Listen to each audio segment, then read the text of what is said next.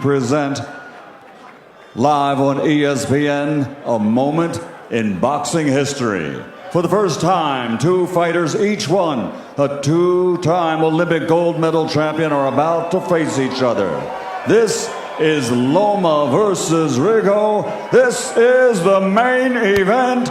12 rounds of boxing for the WBO Super Featherweight Championship of the World. Boxing fans, are you ready?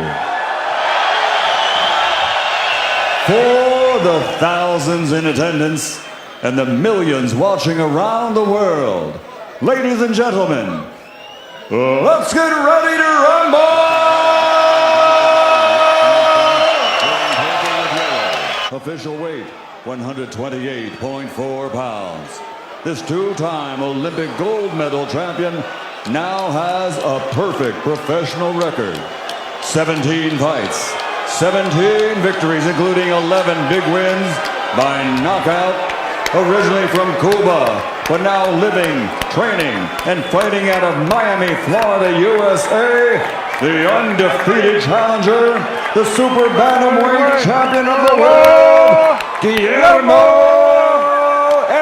Rigondeaux. And across the ring, fighting out of the red corner, wearing blue with yellow, officially weighing in at 129 pounds. Also, a two-time Olympic gold medal champion. And his record as a professional, 9 victories, including 7 wins by knockout and only 1 disputed loss. And he has captured 2 world titles. From Akherman, Ukraine, the former featherweight world champion, the reigning, defending WBO Super Featherweight champion of the world, Kami Gospoda, Vasyl Lomachenko! All right, tap it up, let's go to work. Much was made of coming up 2 weight divisions for Rigondeaux to take on Lomachenko.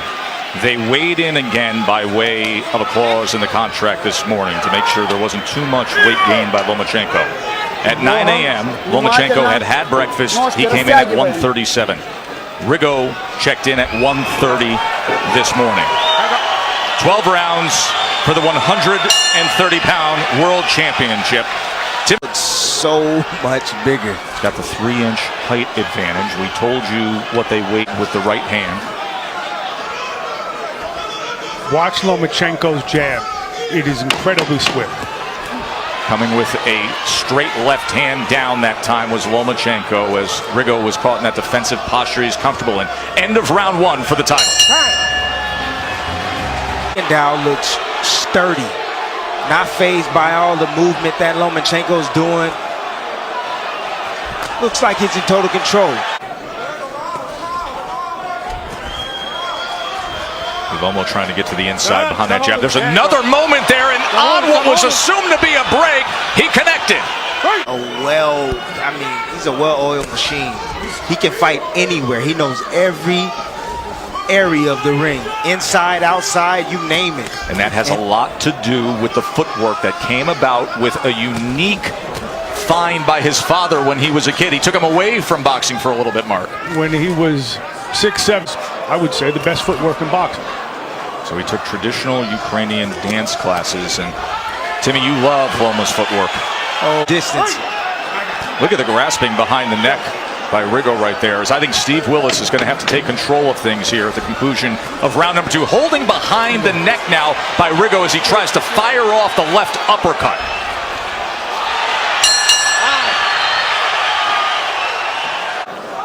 Look for the straight left hand of of Lomachenko. There are moments when you watch Lomo and you see what he's able to do with his hands at short range. Stick string, catching quarters in midair.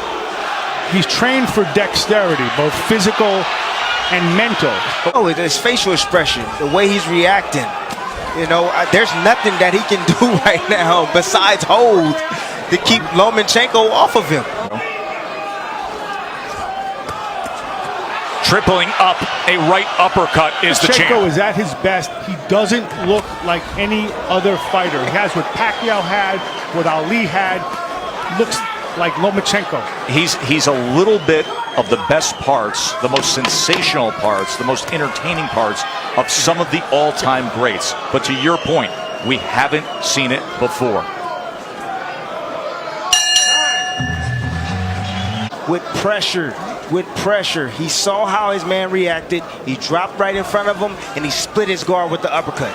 Just the fact to throw a triple uppercut alone, that is Vasyl Lomachenko. What we see. You know, it's interesting because we've talked about that for months, since the time that he accepted his fight. You can't take this fight without knowing that you're going to have to take risks, Mark. Well, I mean, Rigondeaux says that he's taken all the risks he could ever take, and nothing could... Look at this. This is moments ago. Watch him, get him in a defensive posture, know that he's got him pinned, and say, you know what, I'm just going to turn right around you in the middle of a championship fight. Lomachenko haven't even turned it up yet. Midway point. Just watch. Just watch. Angles, speed. I've never seen anybody play with Rigondeaux the way he's playing with Rigondeaux. Base, final minute of round 4, goes back to the uppercut, then switches it up with the left hand as well. Comes to the inside, gets a little work in the kitchen. Rigondeaux landed a nice short uppercut in that exchange. How about the body punch with the right hand? Now to the inside, the uppercut with the left hand as Rigo goes to the belt line. Tim, is this Rigo getting old, or is he just outclassed?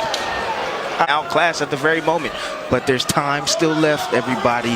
That's why I love boxing. You always have a chance. It's a whole lot of clinching. Rigo now inviting him forward, often trying to set traps, but not able to deliver. Timmy said, outclassed so far tonight by the champ, Vasyl Lomachenko.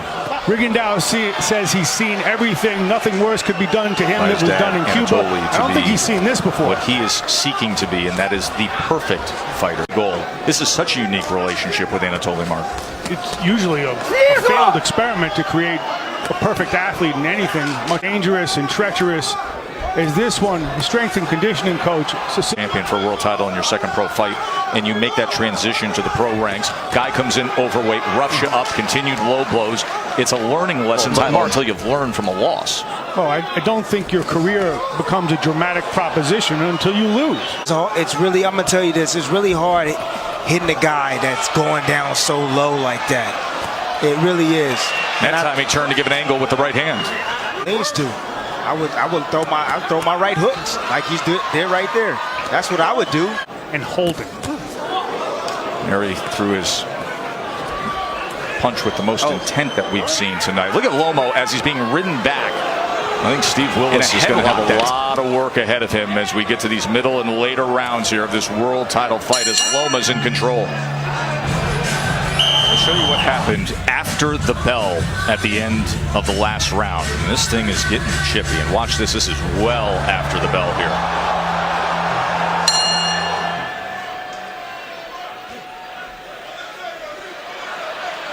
Oh, that was something that he was missing in his repertoire, you know, and I like it. I honestly like it. He's not going to allow anybody to be dirty with him. Bernardo, what can you offer? You know, in the corner, it was very interesting because they told him, we want you to spin him. Yeah, that Salido fight was the great learning experience. Put a notch in the belt, and now he's dealing with it perfectly here against Rigondeaux. And you can see he's getting a little more used to some of these tactics, especially with Rigondeaux. Now turns to the side, takes the angle to the left to try to find something.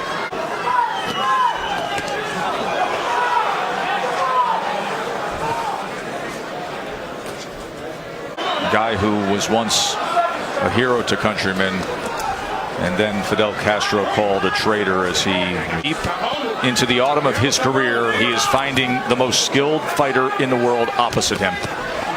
Another combination from Loma, and Loma once again looks over at Willis. As we come to the end of round number 6 here.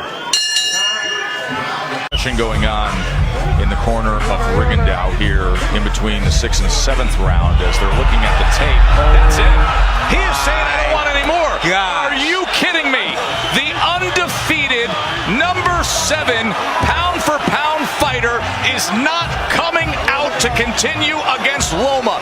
Beaten down, hopeless, without an answer, and Lomachenko has made